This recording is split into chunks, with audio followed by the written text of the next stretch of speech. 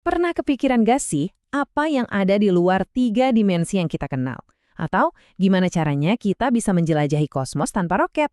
Nah, hari ini kita bakal mengupas beberapa pertanyaan paling bikin penasaran seputar alam semesta, langsung dari pandangan astrofisikawan Neil deGrasse Tyson. Oke, kita langsung aja bahas pertanyaan yang, bisa bikin kepala pusing. Apa benar makhluk 4 dimensi bisa ngelihat semua organ dalam tubuh kita sekaligus? Kedengerannya kayak cerita fiksi ilmiah ya, tapi coba kita lihat apa kata fisika soal ini. Jawaban buat pertanyaan ini, dan pertanyaan-pertanyaan lainnya, bakal menantang cara kita memandang realitas. Jadi siap-siap ya, karena kita akan menjelajahi batas-batas pemahaman kita tentang alam semesta. Oke, pertama-tama coba deh lupain dulu semua yang kita tahu soal ruang. Kita kan terbiasa banget sama 3 dimensi, panjang, lebar, dan tinggi.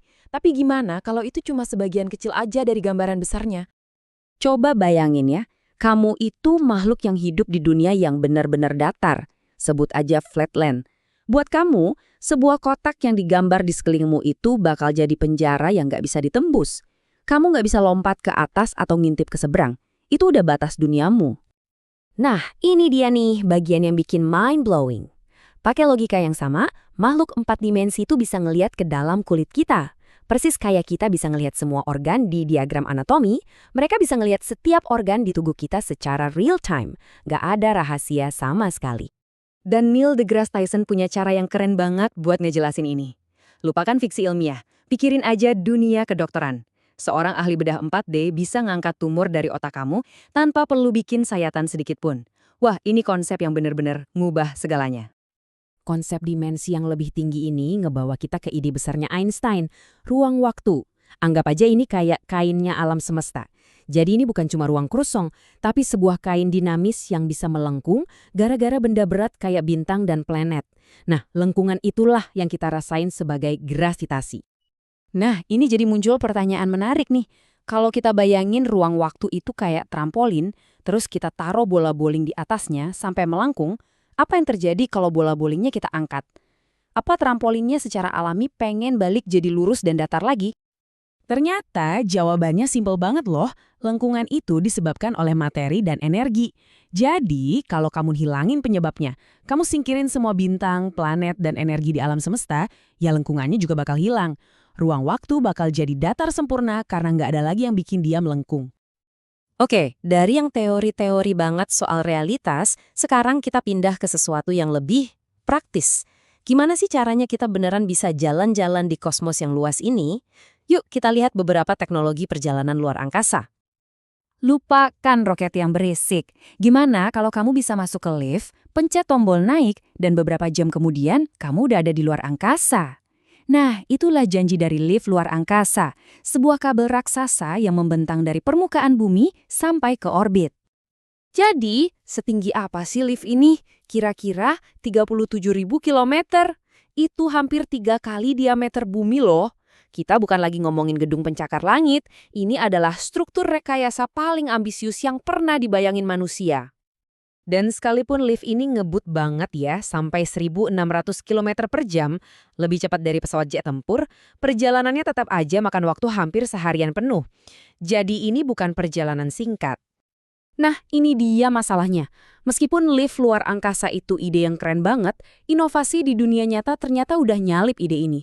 Dengan perusahaan kayak SpaceX yang bikin roket bisa dipakai ulang, kita sebenarnya udah punya cara yang lebih murah dan efisien buat ke orbit.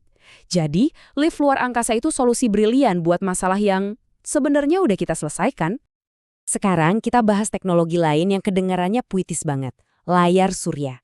Coba bayangin sebuah pesawat luar angkasa dengan layar cermin raksasa yang lebarnya berkilometer. Tapi bukan angin yang mendorongnya, layar ini menangkap cahaya matahari. Setiap partikel cahaya yang mantul itu ngasih dorongan super kecil. Nah, lama-kelamaan dorongan yang lembut tapi terus-menerus ini bisa bikin pesawatnya melaju dengan kecepatan luar biasa. Persis kayak kutipannya, refleksi sebagai pendorong. Ide yang elegan banget kan? Kita pakai cahaya dari bintang kita sendiri buat menjelajahi tata surya. Dan yang paling keren, teknologi ini beneran berfungsi. Ini udah bukan fiksi ilmiah lagi. Oke, kita udah ngomongin soal realitas dan cara kita menjelajahinya. Sekarang kita tutup dengan pertanyaan-pertanyaan paling besar.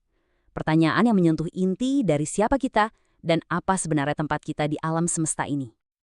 Ini nih skenario kiamat yang sering banget kita lihat di film-film sci-fi. Lubang hitam supermasif di pusat galaksi kita itu kayak penyedot debu raksasa yang pelan-pelan bakal narik dan nelan semua bintang, termasuk matahari kita. Tapi, seberapa nyata sih ketakutan ini? Jawabannya sama sekali nggak realistis. Dan grafik ini nunjukin alasannya. Walaupun lubang hitam di pusat galaksi kita itu gede banget, masanya itu cuma secuil dibandingkan gabungan massa ratusan miliar bintang di Bima Sakti. Gravitasi lubang hitam memang kuat, tapi itu cuma kalau kamu deket banget. Dia gak punya jangkauan buat nyedot seluruh galaksi. Biar kebayang, Neil deGrasse Tyson punya analogi yang jenius banget nih. Galaksi itu sebagian besar isinya ruang kosong. Jadi pas dua galaksi tabrakan, itu nggak kayak dua mobil adu banteng. Bintang-bintang di dalamnya itu saking jauhnya satu sama lain, mereka hampir selalu cuma bakal saling rewat, ditarik-tarik sama gravitasi tanpa pernah beneran bersentuhan. Oke, pindah topik dari kosmos ke kesadaran kita sendiri. Gimana soal kecerdasan? AI mungkin bisa nyimpen semua fakta di dunia, tapi apa dia beneran bisa gantiin seorang guru? Kayaknya sih enggak. Seorang guru itu bisa ngerasa kalau muridnya lagi kesulitan, bahkan tanpa diomongin. Mereka bisa beradaptasi, ngasih inspirasi, dan bikin koneksi antar manusia yang nggak bisa ditiru sama algoritma.